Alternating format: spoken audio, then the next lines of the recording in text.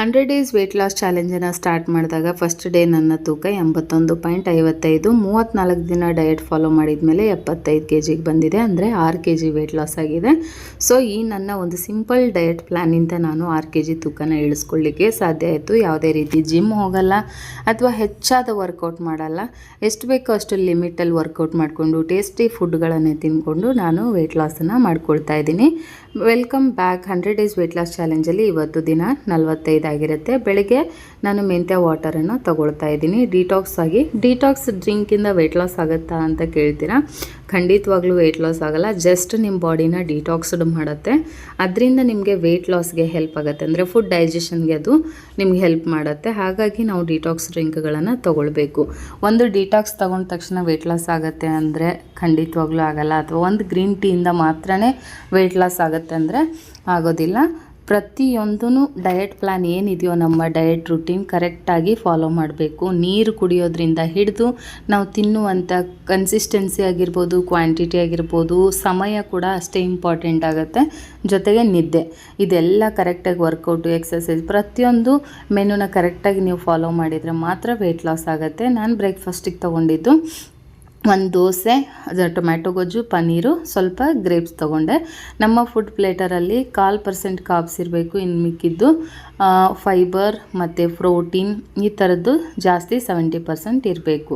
ಆವಾಗಲೇ ನಮಗೆ weight loss ಆಗುತ್ತೆ. ನಾವು ತಿನ್ನುವಂಥ ವಿಧಾನವನ್ನು ಸರಿ ಮಾಡಿಕೊಂಡ್ರೆ ಖಂಡಿತವಾಗ್ಲೂ ವೆಯ್ಟ್ ಲಾಸ್ ಆಗ್ತಾ ಹೋಗುತ್ತೆ.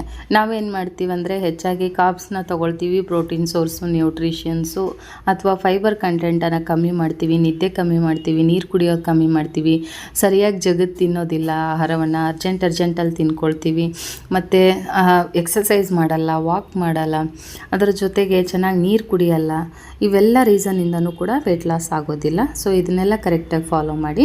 ನಾನೊಂದು ಫುಡ್ ಚಾರ್ಟ್ ವಿಡಿಯೋ ಹಾಕಿದ್ದೀನಿ ಆಲ್ರೆಡಿ, ಚೆಕ್ಔಟ್ ಮಾಡಿ, ಅದರಲ್ಲಿ ಡೀಟೇಲಾಗಿ ಹೇಳಿದ್ದೀನಿ. ಲಂಚಿಗೆ ನಾನು ತೊಗೊಂಡಿದ್ದು ಅಗೇನ್ ಒಂದು ಸ್ಮಾಲ್ ದೋಸೆ, ಪನ್ನೀರ್, ಬೀನ್ಸ್ ಪಲ್ಯ ಆ್ಯಂಡ್ ಟೊಮ್ಯಾಟೊ ಗೊಜ್ಜು, ಮಜ್ಜಿಗೆ.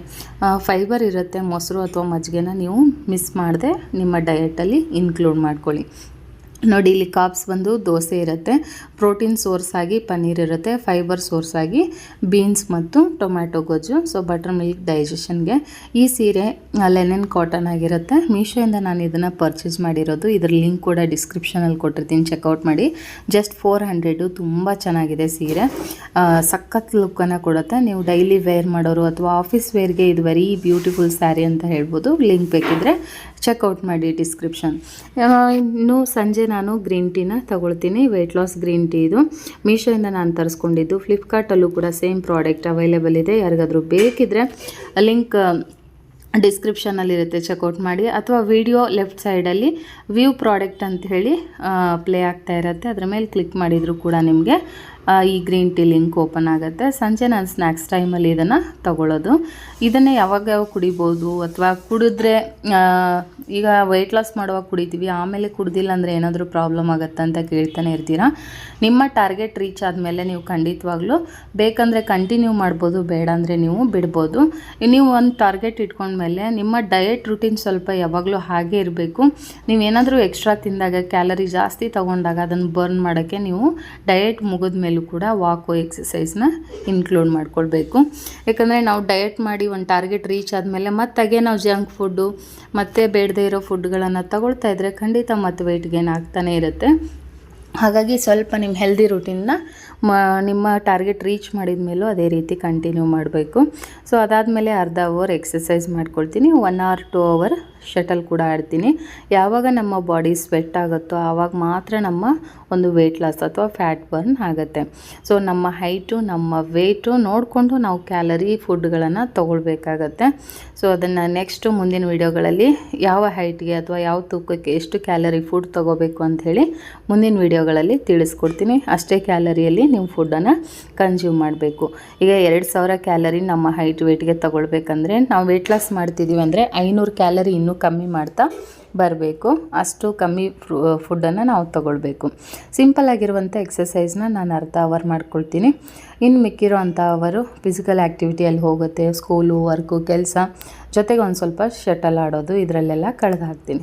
ರಾತ್ರಿ ಊಟಕ್ಕೆ ನಾನು ತೊಗೊಂಡಿದ್ದು ಉಪ್ಪಿಟ್ಟು, ಗ್ರೇಪ್ಸು, ಸ್ವಲ್ಪ ಸಪ್ಪೆ ಪುರಿ ತೊಗೊಂಡು ನಾನು ರಾತ್ರಿ ಊಟನ ಮುಗಿಸ್ಕೊಂಡೆ. End of the day at least ಒಂದು ಬಿಸಿನೀರಾದರೂ ಕುಡಿಯೋದನ್ನು ಅಭ್ಯಾಸ ಮಾಡ್ಕೊಳ್ಳಿ. ಯಾಕಂದರೆ ನೀವು ತಿಂದಿರುವಂಥ ಆಹಾರ ಡೈಜೆಸ್ಟ್ ಆಗಲಿಕ್ಕೆ ಹೆಲ್ಪ್ ಆಗುತ್ತೆ. ಅಥವಾ ಇನ್ನೊಂದು ಯಾವುದಾದ್ರೂ ಡಿಟಾಕ್ಸ್ ಡ್ರಿಂಕನ್ನು ನೀವು ಇನ್ಕ್ಲೂಡ್ ಮಾಡ್ಕೊಳ್ಬೇಕು. ಈ ಥರ ಸಿಂಪಲ್ ಡಯಟ್ ರೂಟೀನ್ನ ಫಾಲೋ ಮಾಡೋದ್ರಿಂದ ಬೇಗ ವೆಯ್ಟ್ ಲಾಸ್ ಆಗುತ್ತೆ.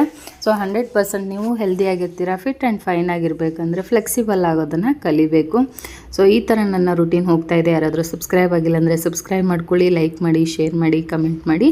ಏನಾದರೂ ಕ್ವಶನ್ಸ್ ಇದ್ದರೆ ಕಮೆಂಟಲ್ಲಿ ಹಾಕಿ, ನೆಕ್ಸ್ಟ್ ವೀಡಿಯೋದಲ್ಲಿ ಅದಕ್ಕೆ ಕ್ಲಾರಿಫಿಕೇಷನ್ ಕೊಡ್ತಾ ಹೋಗ್ತೀನಿ. ಇದೇ ಥರ ಸಪೋರ್ಟ್ ಮಾಡ್ತಾರಿ. ಪ್ಲೀಸ್ ಫ್ರೀ ಸಬ್ಸ್ಕ್ರಿಪ್ಷನ್ ಇದೆ, ಒಂದು ಸಬ್ಸ್ಕ್ರೈಬ್ ಮಾಡ್ಕೊಳ್ಳಿ. ನನಗೆ ಇನ್ನಷ್ಟು ಮೋಟಿವೇಶನ್ ಸಿಗುತ್ತೆ. ನನ್ನ ಹಳೆ ವಿಡಿಯೋಗಳು ಸಾಕಷ್ಟು ವೆಯ್ಟ್ ಲಾಸ್ ರಿಲೇಟೆಡ್ ಇದೆ, ಮತ್ತು ಪ್ಲೇ ಲಿಸ್ಟ್ ಕೂಡ ಮಾಡಿದ್ದೀನಿ 100 ಡೇಸ್ ಚಾಲೆಂಜ್ದು. ನೀವು ಡೇ ಬೈ ಡೇ ವಿಡಿಯೋಗಳನ್ನು ಕೂಡ ಅಲ್ಲಿ ನೋಡ್ಕೊಳ್ಬೋದು. ಟ್ರೈ ಮಾಡಿ. Thank you for watching. ಮತ್ತೆ ಸಿಗ್ತೀನಿ ನಾಳೆ ವೆಯ್ಟ್